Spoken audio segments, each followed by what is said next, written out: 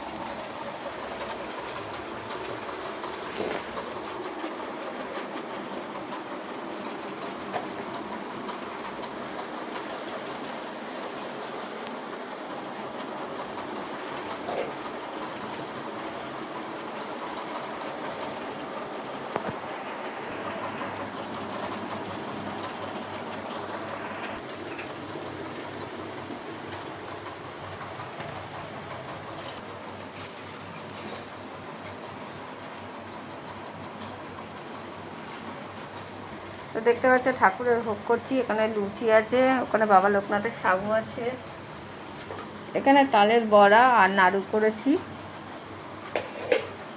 ভাজা, কুমড়ো ভাজা, পটল ভাজা হবে, সেদ্ধ করে রেখেছি, আলুর দম হবে আর খিচুড়ি করব।